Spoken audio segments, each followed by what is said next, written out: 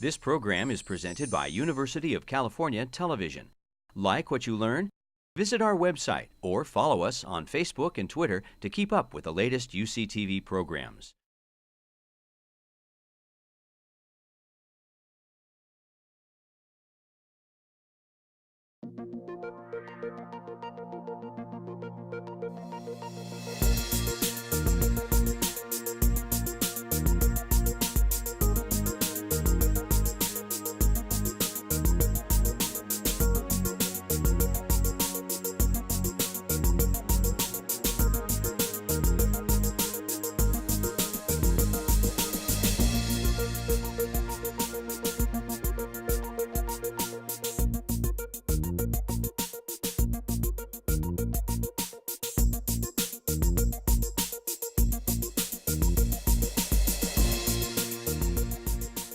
In the same way that we master the use of certain medications, we can master the certain principles of diet that we can use to support our own nutrition, our family's nutrition, and also the patients we serve.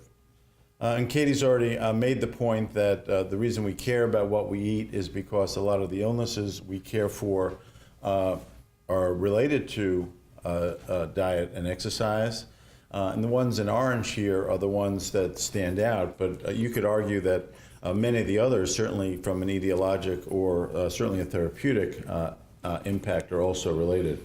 But I think we're quite convinced from many lines of evidence that heart disease, cancers, cerebral vascular disease, and diabetes are, as the primary causes of death in the United States and increasingly the world, are diet and exercise related.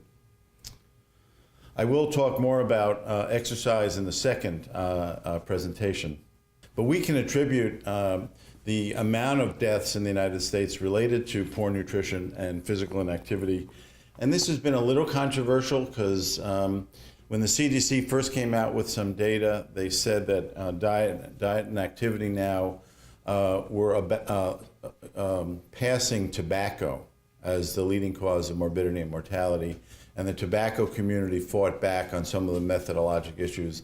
And I think this is another example, much like a lot of the diet controversies, where we can agree. We don't have to disagree that whether tobacco is worse or diet and exercise is worse, but rather work together against both, that is the use of tobacco and in favor of good nutrition and more physical activity. So tobacco probably still is more responsible for morbidity and mortality in the United States. Excuse me, but diet and exercise are on the short list and nothing else is close to third. We'll talk about physical activity and define what we mean by adequate amounts later in the morning, but it's been estimated about at least half of Americans do not get the recommended amount of physical activity.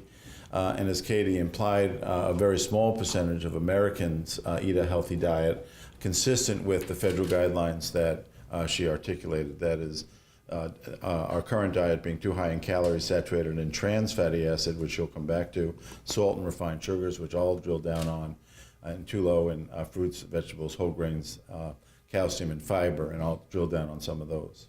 All right, so just I'll say just a few more words about total calories and macronutrient balance, and we'll circle back to that when we talk about obesity. A few words about dietary fiber and dietary sodium.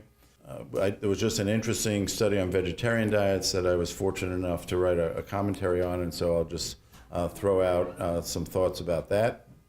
We'll talk about antioxidants and B vitamins and the amount of supplements we should be taking and prescribing. Katie and I will both say a few words about fish oil, but I'll go first. And then I'll just throw in a little bit about calcium and vitamin D. This could be the whole morning, and so I'm not going to spend a lot of time on that. I think Katie did a nice job of framing that, but I will just say a few words towards the end about what our current guidelines are, and then I'll make a few dietary recommendations for how I think about diet for myself and how I counsel patients. I should say I am a primary care general internist, so I have a lot of administrative responsibilities, but I still do maintain a primary care practice here at UCSF over on the Mount Zion campus. And I do take care of several hundred patients and also run our UCSF weight management program. So do have a fair amount of opportunity to counsel patients about diet and exercise. Again, as Katie implied, the biggest issue has been that calorie consumption in the United States has increased about 30% over the last 4 years. And I recently had this observation as I was talking to a patient about diets, that if you think that you need about 2,000 calories to maintain your body weight, and there are different equations we use for estimating energy requirements, but 2,000 wouldn't be a bad guess for most of the people in this room. Some of you would need less, some of you would need a bit more. We'll talk about that again later in the morning. And you need to lose a pound, you need to have an energy deficit of 3,500 calories. That means 500 calories negative or less per day. So an easy way to think about this and an easy way to communicate this to patients is you need to eat 25% less of what you eat currently. And that just dawned on me as maybe for some patients a much easier way to think about it. So the essence that Katie was talking about portion size and the federal government finally saying eat less, it's actually a quarter less if you want to lose a pound a week. And what we've done, in fact, is gone a quarter more over the course of the last 3 decades. And of course, those are the decades in which the obesity and diabetes epidemic has expanded. Now, if you look at food consumption data in the United States, the main sources of calories in our food supply are shown here. And again, if you think about the points Katie was making about the food pyramid in particular and some of the other ineffective tools that we've relied on, you can see that grains and breads are at the top of the list. So that's then becomes a very important thing to focus on, and I'll drill down on that further. We'll talk about chicken in a different context in just a moment, and then sugary beverages are right here at number 4, and some other fast foods also on the list. So as you know, there's a move in San Francisco, and there was one in Richmond and Philadelphia and other parts of the country that are trying to use various public health and political health policy strategies for decreasing sugary beverages. We support those efforts and hope that San Francisco becomes the first community on record against it. Because it's a tax, it's going to require a 2/3 majority. So this is a heavy lift, since there are always 20% of people who vote no on anything. But the community is fairly active about this, and we're optimistic. Katie also made the point about alcoholic beverages.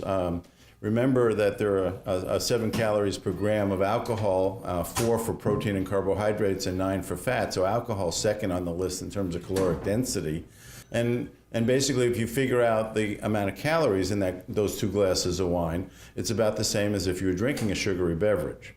So beverages have calories, and that's true for wine and beverages as well. Now that doesn't mean you shouldn't include them, but it means you should be strategic, that you have a budget for the day of how many calories per day you can take in, and if you fill some of those with wine, that's great, but it means you have to then adjust the rest of what you're eating and drinking. So people forget about calories coming from beverages. So one of my rules of thumb is don't drink calories. Of course, there's some fine tuning on that, but I'll come to some rules at the end of the talk or guidelines that I've personalized.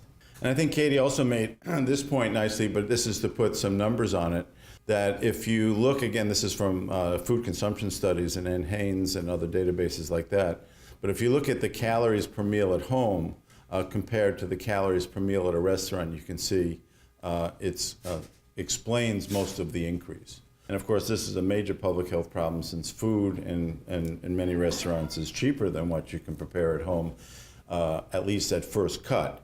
One can learn how to do the opposite, and much of our focus is in teaching people, certainly through the SNAP program and many other community groups, increasingly trying to teach people how to prepare lower calorie food at home. But that is an extremely important emphasis that Katie has already initiated. All right, so a word about macronutrients. A macronutrient is defined as something from which you get from which you get energy.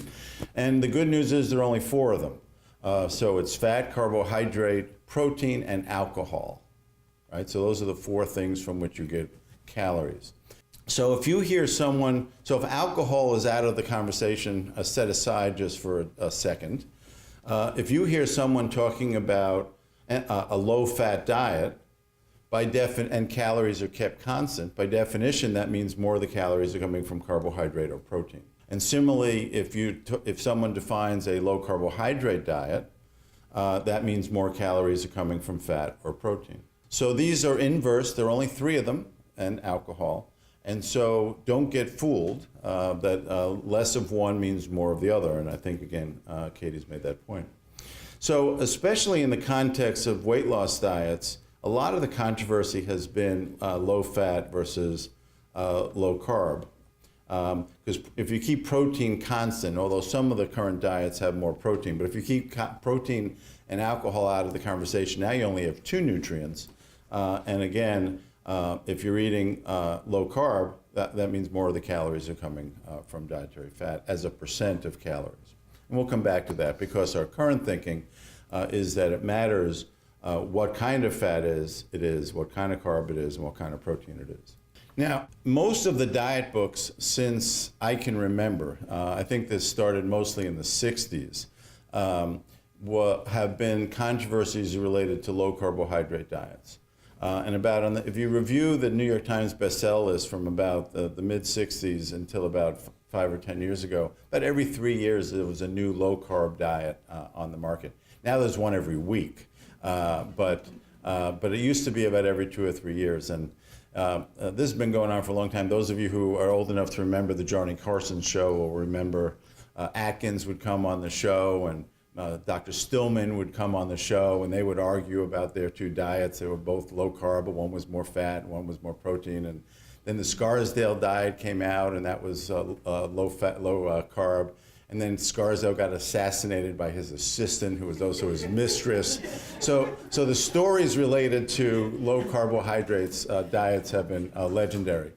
And I'll show you this data when we get to the obesity, but I think the take-home message, for me anyway, I like to be simplistic in my thinking about things that I can teach the patients, is that we have a wide range of macronutrients that are consistent with a healthy diet. So if you look at the USDA guidelines now, it's no longer less than 30% fat. There's a range, and same with carbohydrates, there's a range. And so you can be on a fairly far, medium to far end of the spectrum, favoring lower fat or favoring higher carbs, such as some vegetarian diets and the like, and still be within the US guideline ranges. So we've liberalized that. And my own personal belief on this is that in most clinical circumstances, total calories trumps macronutrient composition. Now, what I mean by that is to say that if you're eating 1,500 calories a day instead of 2,000 calories a day, it doesn't matter that much where those 15 are coming from. We still want them to come from healthy foods, using the plate and so forth. But it doesn't matter that much from a weight loss standpoint or a weight prevention standpoint, whether it's a little more healthy fat or a little more healthy carb, as long as the total is below what you need or at what you need so you don't gain weight. So in most clinical circumstances, since obesity is so central to virtually every condition we treat with diet, if you focus on total calories, you're going to accomplish the largest part of your clinical goal. So that's my focus. So I think as a clinician, it's hard to master some of the subtleties. If you can really get good about teaching patients about portion sizes, sources of hidden calories like beverages and the like, that will be very effective for you. So a word about fiber. What has been increasingly proven, although there's suggestive evidence, so that's controversial, it's not negative evidence, but mixed. But more and more recently has been the appreciation that fiber intake is associated with reduction in cardiovascular outcomes, so less strokes and heart attacks.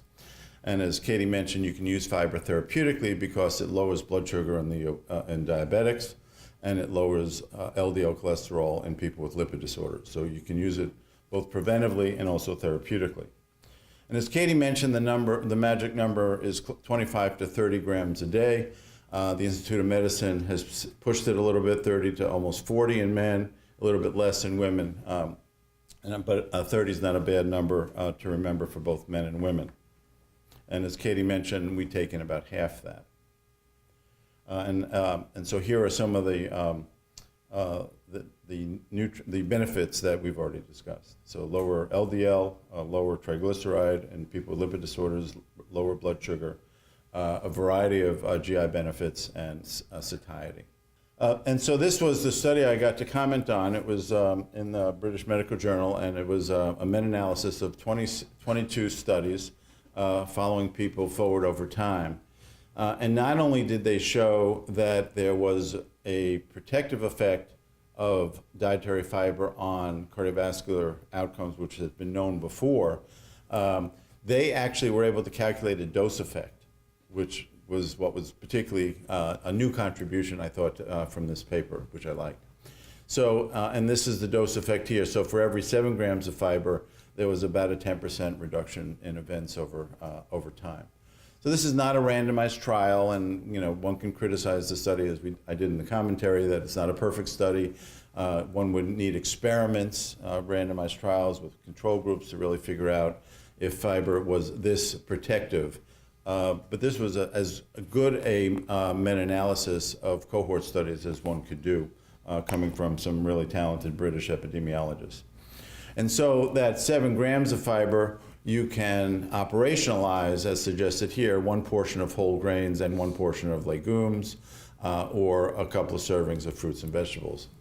Now, there is a variation amongst fruits and vegetables, and I just wrote down a few of these just to make a couple of points. So again, our goal is 30. Most of us are half that. So you're looking for that extra 15 or so grams of dietary fiber per day. I point here psyllium seed, powdered psyllium. So this is Soto's brand name Metamucil, but there are many other products available. There are other similar or analogous soluble fiber supplements that you can purchase. But a teaspoon of psyllium is only 3 grams a day. So when you're prescribing Metamucil or psyllium to patients, you want to push the dose. So if your goal is to get an additional 10 grams of fiber per day or 15 grams of fiber per day, you have to push well past the 1 teaspoon a day. So a tablespoon a day now is 9, and so you're getting closer. So you want to start slow, of course, because some patients will get flatulence or bloating or constipation, and you want to make sure you're prescribing it with lots of fluids. And you want to make sure you're prescribing it with lots of non-caloric fluids, because one of Barron's rules is don't drink any calories. But start slow, but don't have clinical inertia. Push that up to a dose that's meaningful. So in terms of other foods, though, you can see, and a serving is, sort of basically what you can hold in your hand. There are more sophisticated ways to do this, but that's getting close. And it doesn't matter how big your hand is, so that people always ask that. Just whatever you can hold in your hand is about a serving. And an apple is pretty good, oranges and so forth, but grapes have no fiber. So grapes are sort of one of these natural, perfect packages of sugar water, right? And so very tasty, great for making wine, but not a good dietary fiber source. Berries are sneakily high in fiber. So I just cherry-picked raspberries, but many of the other wild berries are also strawberries and so forth. Blackberries are also very good sources of dietary fiber.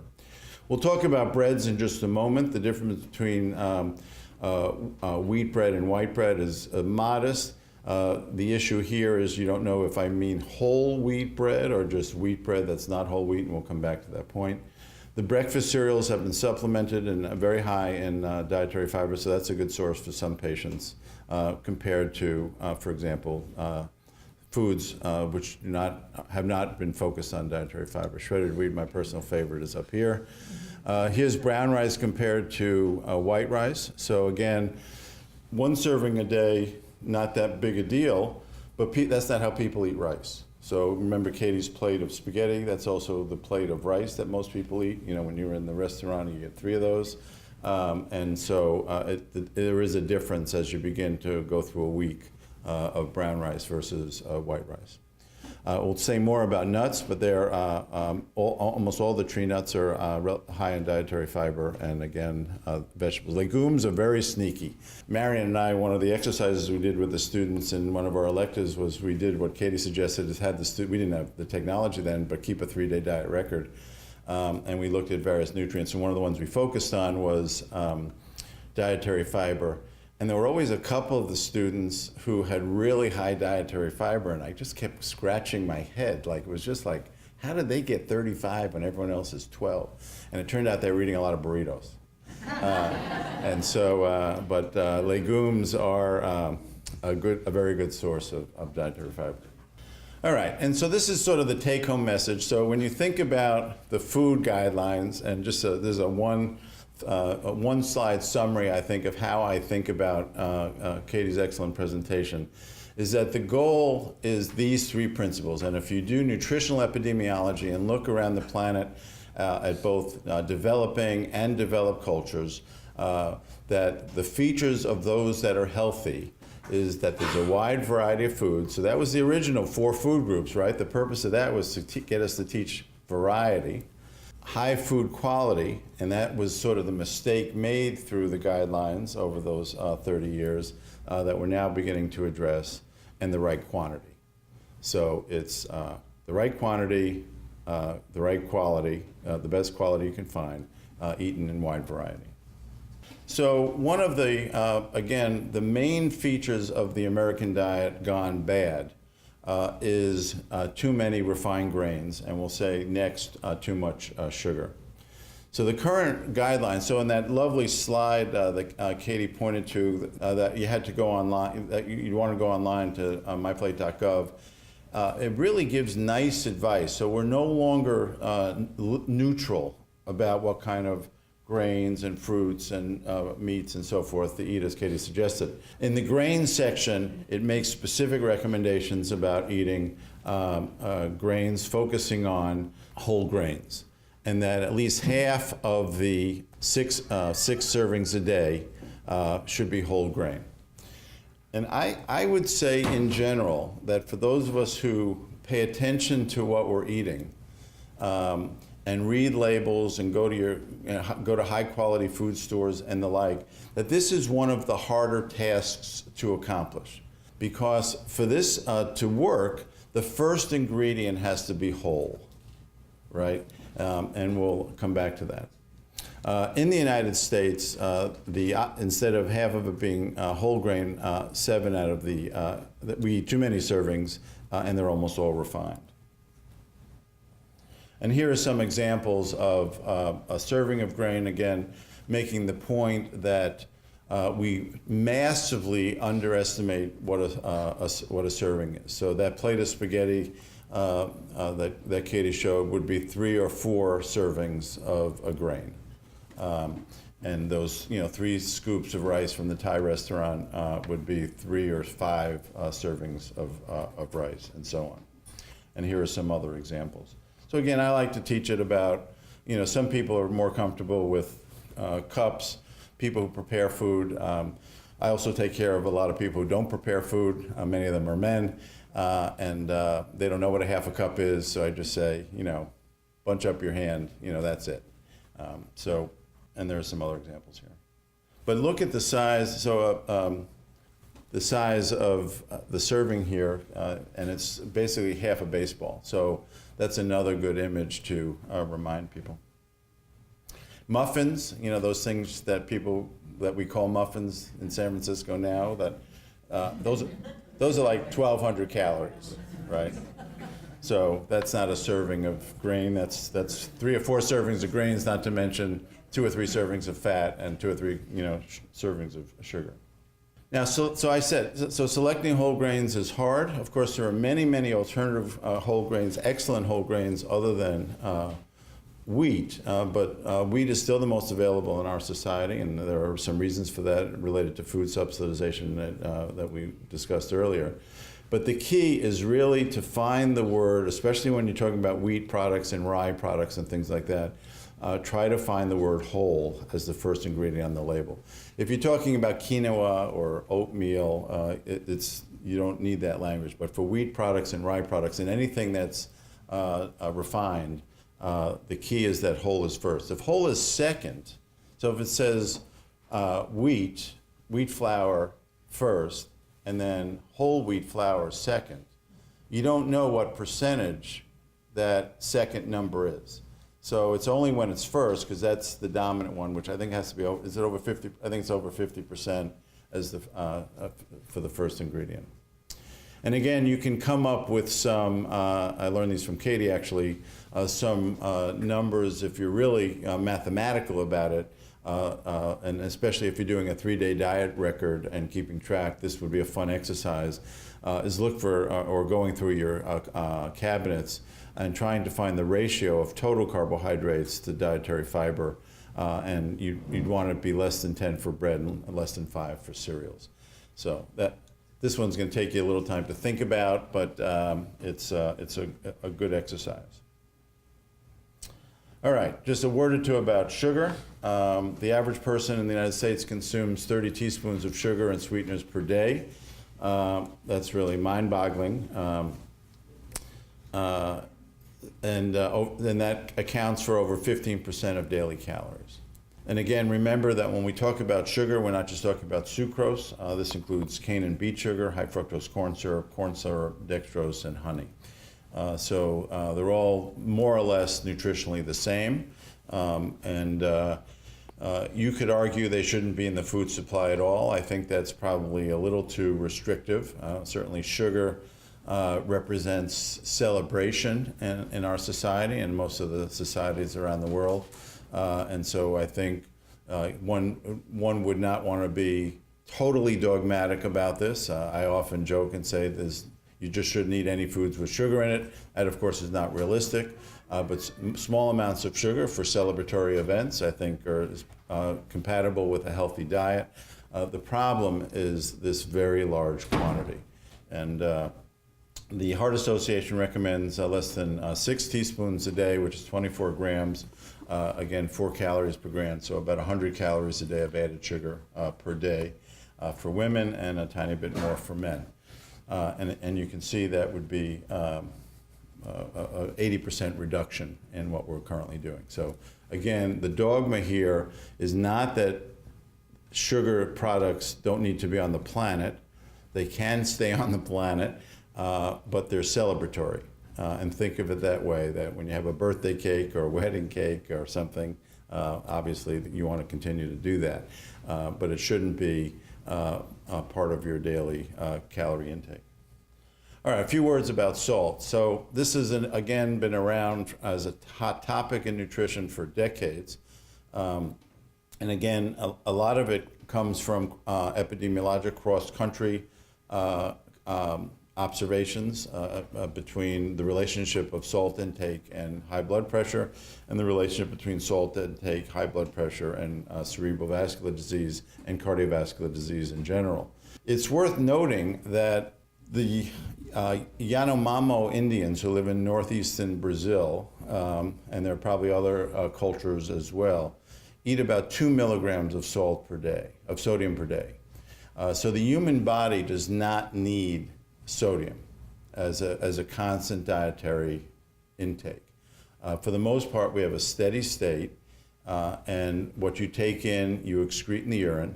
And again, if you sweat a lot, then you also lose salt that way. But sweat is hypotonic and is not as dense as urinary salt excretion, depending on your fluid intake. But the point is, the human species does not need a lot of salt a day. So 1.5 grams a day, which sounds like a major restriction, is way more than peoples around the planet in other cultures eat. So the new study that sort of got this conversation going in the last several years came from UCSF. Kirsten Bibbins-Domingo, who is a professor of medicine here at UCSF, working with Lee Goldman, who is our former chair of medicine now at Columbia, with something called the coronary heart disease policy model. And so this is a model, this is make-believe, this is not a study. But they've worked on this for decades, and and what you can do with this is manipulate the data and see what impact a change in blood pressure has on cardiovascular outcomes, a change in lipids has on cardiovascular outcomes, tobacco, all the standard risk factors.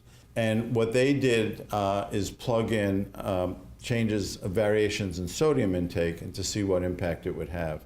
And they showed that by decreasing salt modestly along the lines of what we talked about already, that there was a modest reduction in systolic blood pressure in the population. Now remember that when you're one-on-one with an individual patient, not all patients will respond to a low-salt diet. It's only about a third of patients. Older patients with hypertension will, African Americans typically will, and others, but not every patient does. Some people have salt-sensitive hypertension, some people don't.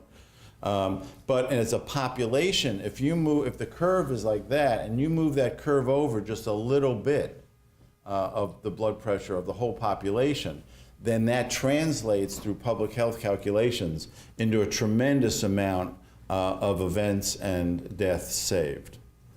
And so that was the thinking here, that if we could lower sodium as a society, just move the curve a tiny bit back to the left, that it would translate into less cardiovascular death.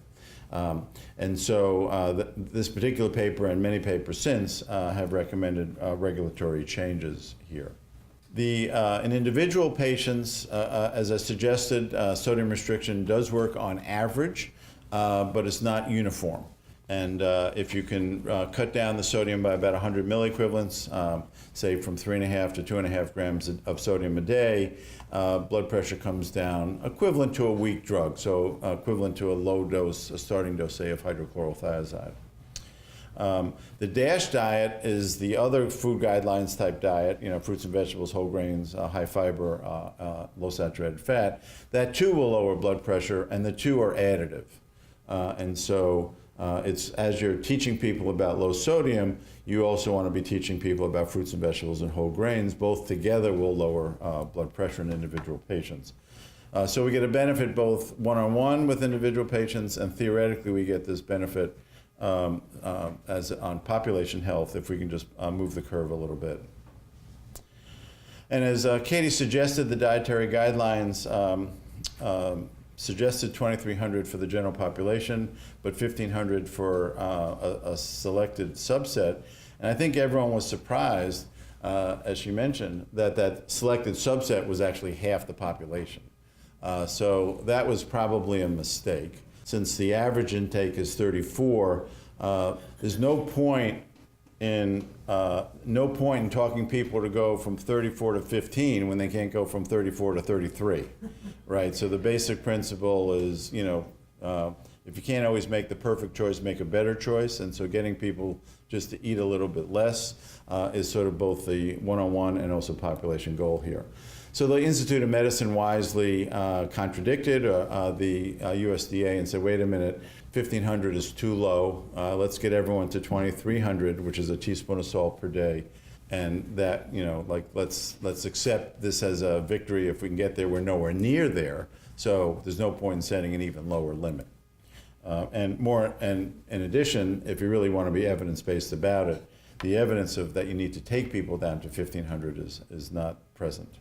So when I was in nutrition school and early medical school and teaching about salt, I used to say the following. I used to teach that a third of salt was naturally occurring in the food supply, a third of salt, a large third of salt, if you will, came from processing food, and a smaller third, but still a significant portion, came at the stove and the table. And that was true about 40 years ago when I first started thinking about this. And what's really fascinating is that is false now. That in fact, 80% of salt comes from processed and prepared foods.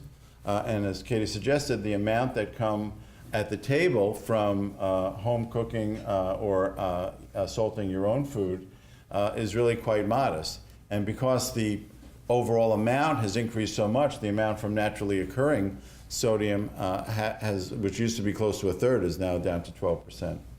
So this is a major change and a very important point in counseling that has already been emphasized, which is the focus on salting food yourself or even at the table or the stove pales in comparison to the food purchases and consumption in anything in a bag or a box. So unless it says low sodium on it in big labels, because that's sellable, it's high sodium. Now, here are the top sodium sources in the United States. Now, you might say, you already showed us this slide. And that's because the top sodium sources in the United States are, in fact, very similar to the top calorie sources in the United States. And again, breads and pastries are still at the top of the list. The only surprise here, I think, is chicken, and in part on the calorie side, that's because we eat so much chicken, and especially in fast foods and the like, chicken nuggets and fried chickens and things like that. But in this particular story, it's also complicated by the fact that the chicken producers inject salt water into chicken to plump it up. So this is a little bit like finding whole grains. This is one you have to do a little bit of detective work to find chickens that aren't plumped up with sodium, and your taste buds may be adjusted to that so that when you make that switch, the new chicken may not taste quite as good as the old chicken that was plumped up with sodium. Because one thing I haven't said yet about sodium that I really like, so when we talk about getting patients to eat less calories, it's really hard to do because calories are everywhere and our love for calories is universal and biologic. That's not true for sodium. As I suggested, the Yanomamo Indians don't eat sodium. And in fact, if you put patients or people on a metabolic research unit and put them and do food preference testing and identify patients who like their food salty, and then put them on a low sodium diet in a controlled setting, and then bring them back and do food preference testing now 3 months later, you lose your taste preference for sodium, for salt. So that is really good news, because you never lose your taste preference for calories or sugar. So that's a good trick. And again, some of the other things you don't think about as sodium sources, like sugary beverages, are on this list, pizza, and again, a long list of processed foods. But the take-home message here is that breads, again, processed breads are number one on the list, and so that's another good reason to both decrease the amount of grains in general and processed grains in particular. I think we already, so this is how it breaks down in our food supply. Again, mostly coming from cereal and cereal products, then meat and meat products, especially processed meats, of course, and a little bit from dairy. Katie already made reference to this study, and I just wanted to mention it again to make one other point. So this was advertised as a study that proved that the Mediterranean diet saved lives by reducing cardiovascular events. This is the one she mentioned that was this year, published in Spain. And what they did, and it was a challenging study to figure out, and you really had to go through the appendix to figure out what people were eating. But the bottom line was that these were Spaniards who were all eating a Mediterranean diet, or a varying degree of Mediterranean diet, not like Greek school kids from the 1960s, but more Mediterranean than what we would consider. And then they kept those people the same, and then the control arm, they said, eat a low-fat diet, but they didn't do much of an intervention for them.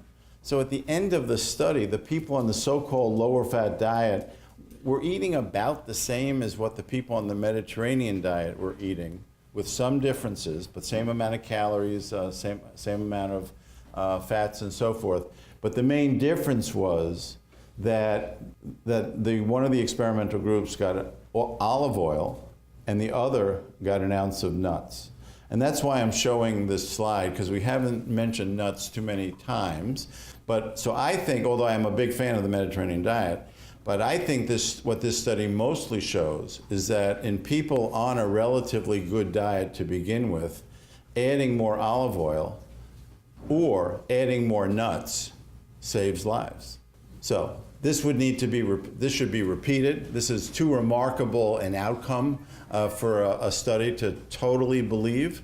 But so I think it's a little bit less of proof that the Mediterranean diet works, and a little bit more suggestion that in fact using olive oil and using nuts are effective. So it's an excuse to mention nuts, so include those in your diet. They're very healthy and maybe life-saving. And it's mostly tree nuts. So the study used almonds and walnuts and hazelnuts. They did not use pistachio nuts, but we think pistachio nuts also as a tree nut would also be included. Almonds, if I didn't mention those. But remember, those should be unsalted for the other reason that we've already discussed. And then also be aware of the calories, that a small handful of nuts, 10, 20 nuts, depending on the nut, gets up to be a fair amount of calories. Remember, you have a calorie budget, and you want to spend that wisely, but nuts are a good investment. So they're excellent snack food or cooking food. All right, let me just switch next to vegetarian diets. This was a really fun study.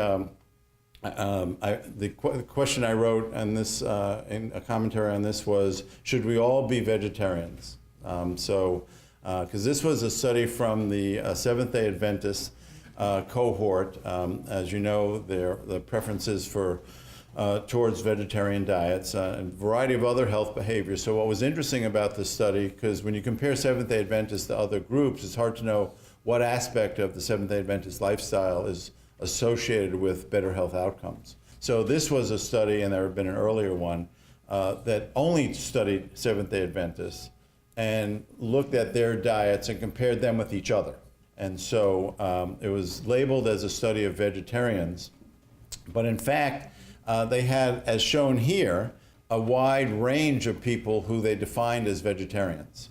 And in fact, if one of you said, if one of you answered that first slide saying, I'm a vegetarian, and I was your clinician, I actually wouldn't, that word wouldn't tell me hardly anything about what you're eating, right? So that's just a label. And in fact, if you survey people who call themselves vegetarian and look at what they're eating, these are a partial list of some of the subsets. When you see the word vegetarian, just keep asking questions, because that word doesn't tell you too much. And you really want to know. And of course, you can be eliminating meat from your diet and still be eating a very unhealthy diet, right? Or you can include meat in your diet and have a very healthy diet. So the word vegetarian doesn't help. Anyway, what this study did, very big study, and they had a fair number of deaths that they could evaluate over an almost 6-year period. And they compared these different subsets of vegetarians to the non-vegetarians. And they looked at mortality, so death rates in the vegetarians. And the headline was that the vegetarians live longer than the non-vegetarians. So that was the primary outcome of the study. And then when you did subset analyses of the different groups, the lowest mortality was in the pesco-vegetarians and the vegans.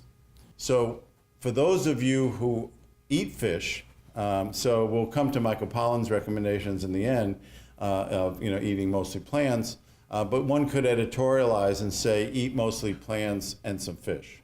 And I think that gets you, at least in this observational study, as good a data, good outcomes as the people who are eating pure vegan diets. All right, just a few words about supplements. We will still take a break, I promise. We're a little bit late. So not too much new here, except the news is all bad. And so if you don't know that news yet, let me reiterate it. So this is one particular study. It was a meta-analysis of 47 high-quality studies, lots of patients, lots of deaths. And when you look at all of the antioxidants that we have assumed would save lives, it turns out they either don't save lives or they kill people. Now, this is one of the best examples of trying to understand why we believe in randomized clinical trials. Because if you just looked at eating patterns, the people who ate foods with more antioxidants live longer. People who ate more fruits and vegetables live longer. The people who took supplements seem to live longer. These are just an observations. The people with higher blood levels of different antioxidants live longer. And so all this observational evidence suggested that antioxidants would make you live longer, and it sort of made sense pathophysiologically because we know that oxidation and cell death is part of aging and death. So anti-oxidation, cell aging and death, should be protective. But when you actually study it in a randomized controlled trial and give a big group of people a supplement and a big group of people a blinded sugar pill and see what happens, this is the results. So vitamin A supplements, 16% increase. This is death now, right? This isn't some soft endpoint. 16% increase in deaths. Beta carotene, I used to have a slide in my early nutrition lectures about beta carotene that says no known toxicity of beta carotene, right? It was this healthy antioxidant, 7% increase in death. Vitamin E, 4% increase in death. Vitamin C, increase in death, although it was not statistically significant, all the others were. So antioxidant supplements are no longer we as a community can be neutral on. So I used to say to my patients, okay, if you want, I think you may be wasting your money. There are better things to do with your money. You're mostly urinating it out, but I don't really care. Say that's what I might have said 10, 15 years ago. It's not what I say now. So now actively recommend against taking supplemental doses of these vitamins. Folate is another one we had very big hopes for. Again, it made sense. Folic acid lowered homocysteine. People with high homocysteine had more heart attacks and strokes. Ergo, if we give people more folic acid and other B vitamins, they should have less heart attacks and strokes. Made sense. And in fact, studies then used folate, and sure enough, homocysteine levels went down, looked good, until you actually do the randomized controlled clinical trials. So this is, again, a summary of the trials, but homocysteine went down, but no effect on death, cardiovascular events, or cancer. So folic acid does not, as a supplement, prevent cancer or heart disease. Now, the good news about folate, though, is that it does prevent neural tube defects. And so this is one of the few exceptions to the rule about vitamins and vitamin supplements. Since half of pregnancies in the United States are unplanned, and neural tube defects occur very early in pregnancy, developmentally, often before the first month or 6 weeks, then women of reproductive age should be eating enough folic acid. So that is something. Of course, folic acid is found in foliage and other green leafy vegetables and other fruits and vegetables. So it's easy to get that on a DASH type diet or a guidelines type diet or a plate type diet or whatever we're calling it. But it's not bad practice to give women of reproductive age, especially who are not eating that kind of diet, as most of our women are not. We said 10% only are following guidelines. So using a mixed multivitamin in that population with folic acid is fine. This has gotten much better in the United States since flour has been fortified with folic acid. And as I suggested, we now eat, since we eat so much flour. But again, that's one of the circumstances clinically where a multivitamin is evidence-based. Omega-3s, this is one of the more controversial ones, but let me just skip to the end. So this was a meta-analysis, again, of 48 different studies. No significant effect of omega-3 fats on mortality, cardiovascular events, or cancer. If you look at diet-only trials, there was also no discernible benefit. The take-home message here, I think, is not to encourage omega-3 fatty acid supplements anymore. Again, no benefit. And although the evidence is weak for foods with omega-3 fatty acids preventing cardiovascular outcomes, and better trials are needed, I think we can still recommend eating foods that are rich in omega-3 fatty acids, such as ocean-going fish and large ocean-going fish and the like, but it may not be as beneficial as we once thought, and supplements have gone out of style. So just in the last year, this month there was actually a third one, but just in the last year there have been 2 other big studies. The Origin trial of 12,000 patients, randomized people to a gram of omega-3s, followed them for 6 years, no reduction in death or cardiovascular events. And then another one also published in the New England Journal, large number of patients, same design, no reduction in death. And then a third one was just published this month, no benefit. So again, I don't think there's harm from omega-3 supplements as opposed to antioxidant supplements where there is harm, but there's no discernible benefit. So I now recommend patients not to take it because there's people already take a lot of pills, and I want them to take certain pills, my pills. All right, so, and I said I just wanted to touch on vitamin D and calcium. This is the most confusing of the topics, but I agree with the general theme that Katie mentioned in terms of some of the cross-cultural observations. And if you look at the current recommendations from the U.S. Preventive Services Task Force that has looked at all the literature, let me go back a step. So vitamin D in observational studies is now at the phase of the literature not unlike those beta-carotene, vitamin A, vitamin C studies were 20 years ago. A lot of evidence from weak studies suggesting that vitamin D, either in supplement or vitamin D levels, is associated with some good health outcome. So a lot of that kind of evidence, but it's very weak evidence. We've been burned before with supplements on the antioxidants. We've been burned with estrogen as another example of that. There are many other examples in the medical literature. So I would just be cautious. And the guidelines for who to check a vitamin D level on are not well established. So I think by the take home, so I don't check vitamin D in every patient who comes in with fatigue or so on. If I'm worried about bone health, I do. But, and so there are no good guidelines on who needs vitamin D measured, but it's not every patient on the planet, number one. Number two, and the skin doctors and I debate about this quite a bit, but I think we've overdone it with sun protection, is my personal feeling. Most actinic keratoses, in fact, almost none, become cancers. And so we've created a whole industry of skin damage and sun protection at the expense of vitamin D nutrition. And so, I'm in the camp of be outdoors at least some of the time. It's okay to have lesser skin protection, especially in places, let's say non-face, so forth. And generally, we do recommend using it if you're on a medication to prevent osteoporosis. So if you're taking bisphosphonates, certainly we always prescribe calcium and vitamin D because all the studies that show that bisphosphonates work, we're done with calcium and vitamin D. But for the population at large, the current recommendations of the calcium and vitamin D supplements are not recommended, that there's insufficient evidence to recommend that. So we've backed off on this. There's some evidence that if you take calcium without vitamin D, there's more heart disease. And there's a fair amount of evidence that taking supplements has no effect in average risk individuals. So this is a literature that's still developing, but again, I never jumped on this bandwagon, but if I was on it, I'd get off and not recommend high doses of vitamin D and calcium supplements in well people, but we do recommend it in people with osteoporosis. Let me just close and we'll jump back to that because I think that that's a longer conversation and I don't want to cut into the break. So just to summarize, beta-carotene, discourage. Vitamin E, discourage. These are as supplements, not as foods.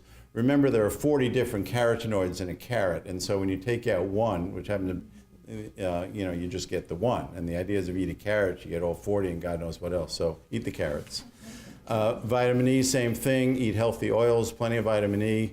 Vitamin E insufficiency is very rare, really almost undefinable in the United States. So you don't need supplements of vitamin E. Folate, make sure you're women of reproductive age. Pre-pregnancy, have adequate folate intake, either preferably with foods, but with supplements if needed. Omega-3s, no benefit. So despite the early studies that suggested benefit, the follow-up randomized trials have been convincingly negative. And vitamin D and calcium used with bisphosphonates for sure. In patients with osteopenia who don't need drugs, maybe. I think that's a good way to hedge your bet. But for the average young adult or a middle-aged adult, I'd say probably skip it. And then if you're gonna, and make sure that if you do check blood tests or have a blood test checked, that your lab is using the up-to-date definitions of deficiency. So many labs, including UCSF, use 30 nanograms per milliliter as the lower limit of normal, but the Institute of Medicine recommends 20. So there's just a ton of people out there between 20 and 30. and they're fine. Just follow them and tell them to be active and keep eating foods, and they don't need supplements. And it's really only the people under 20 that you need to correct. But this is controversial, and you could probably ask 5 other people and get different opinions on this. All right, so Michael Pollan's 3 rules, you all are aware of these. Eat food, not too much, mostly plants. It's hard to top these. You know, I think he nailed it here. You could add maybe a little fish, would be good. My rules are a little broader. I support his rules and would add these. That the primary focus is to eat unprocessed foods. And I don't mean foods from one particular supermarket, but eat foods that are whole in their natural state, what your grandmother would recognize as food. Eat the right amount to maintain your body weight. We'll talk about weight loss next. But in our society, if you don't have a strategy for maintaining your body weight, you will gain weight. So you don't have to focus on losing weight, just focus on not gaining weight. And we'll say more about that. Eat something colorful at every meal and every snack, and Skittles don't count. So this was a family game we invented in my family early on, and we used to have broccoli and asparagus sword fights and all sorts of dipping sauces never ask a kid if they want vegetables. You ask the kid if you want broccoli or asparagus, those kind of things. Don't drink any calories. I think this is a little bit hyperbolic. Low-fat dairy products are fine, of course. Wine is fine, again, as long as you're balancing in your total calorie budget. This is a sort of basic, more philosophy of life, but it applies to nutrition. If you can't make the best choice, make a better choice. So when you find yourself in a situation like breakfast this morning, I did not arrange the catering this morning. You come to my courses, you will eat better. But there were some choices. And so there are ways to eat along the guidelines, and there are ways to not eat the guidelines. So not the way you would have set up breakfast maybe, but there was an opportunity for a better choice, and that's true in all of our food environments. Be as fit as you can be, exercise daily. I'll say more about that in the next, and then eat with your children. So the family meal is essential. And then finally, I get really frustrated. It's almost like, going back in time when I see people advocating for the paleo diet and Dean Ornish advocating for vegan diets, and it's like that from different planets, and they can't talk about it. But if you actually look at the foods they're all recommending, there's a tremendous amount, even at the extremes. There's a center where we all agree. And that on the edges, there are debates about which macronutrient is better and how much of meat, fish, and fowl. Should you be a vegan? Should you be a vegetarian? And there are other favorite people who have specific foods that they focus on as the cause of all evil. But almost everyone agrees, if they're talking with any sort of evidence base, to limit added sugar, and severely, 80%. Limit refined grains by a lot, by about almost completely. Look for the word whole.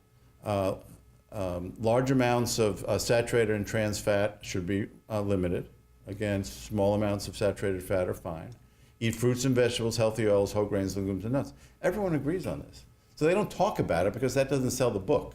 But if you actually read what's in the book or look at the dietary composition, almost everyone agrees with these principles. So in the same way that I teach our residents to master lists of generic medications that they can be comfortable with, I would argue master a generic diet for daily practice. I said primary care practice here, but it's true for any practice. With these kind of principles. So get comfortable with just a few little tricks. Eat less food, eat a quarter less, this is a serving, and so on and so forth. And I think you'll enjoy your work with patients, counseling them about diet. So I think with that, I'll stop, and thank you very much for your attention.